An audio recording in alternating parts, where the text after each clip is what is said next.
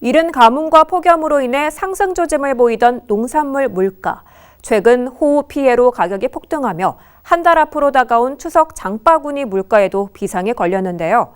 충북의 소비자 물가와 경제 고통 지수 역시 역대급 기록을 세우며 민생 경제에 빨간불이 켜졌습니다. 유소라 기자의 보도입니다. 시장 과일 코너를 찾은 소비자가 지갑을 열기까지 한참을 고민합니다. 복숭아를 한 개 더 넣어달라며 상인과 가벼운 실랑이도 벌입니다. 과일값이 폭등하며 빚어낸 풍경입니다. 때이른 폭염에 이어 기록적인 폭우까지 쏟아지면서 출하량이 줄어든 게 가격 상승의 주 원인입니다. 평소에는 그게 이제 18,000원, 2만 원 이렇게 옛날에는 나왔던 거예요. 그런데 올해 그렇게 비싸더라고요. 그러니까 우리도 갖다 팔으려면 힘들어. 특히 배추와 열무 등 밭작물 물가가 무섭게 오르고 있습니다. 집중호우로 농가가 피해를 입으면서 작황이 악화되고 출하가 지연되고 있기 때문입니다.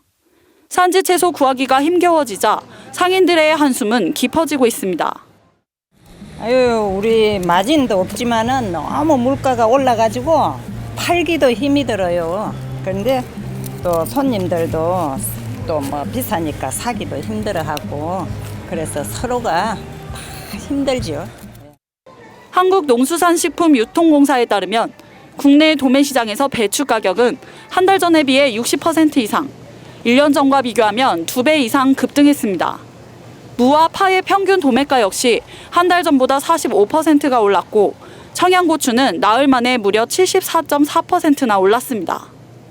충북의 7월 소비자 물가 상승폭은 1998년 외환위기 이후 24년 만에 최대치를 기록했습니다.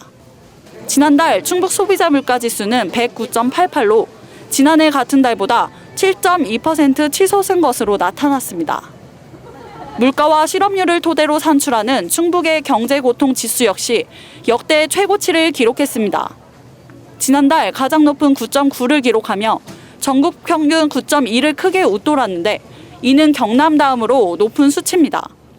악재에 악재가 겹치면서 한 달가량 남은 추석 차례상 물가까지 들썩이자 소비자들은 한걱정입니다. 살기가 너무 힘들어졌어요.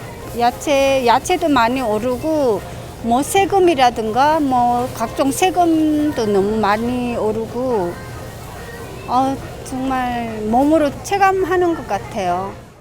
정부는 추석을 앞두고 20대 성수품 가격을 1년 전 수준으로 되돌리는 민생 안정 대책을 내놨습니다. 역대 최대 수준인 650억 원 규모의 농축수산물 할인 쿠폰을 풀어 체감 물가를 낮추는 게 골자입니다. 하지만 고공행진 중인 물가를 끌어내리기에는 한계가 있다는 지적이 나옵니다. 할인폭만 커졌을 뿐 도매 가격 상승으로 이어질 가능성을 배제할 수 없기 때문입니다.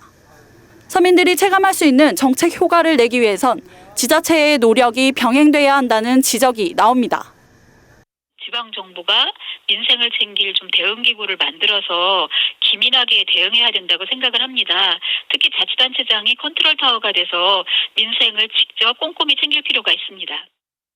충북도는 오는 18일 긴급회의를 열어 민생경제 회복 대책을 강구할 계획입니다.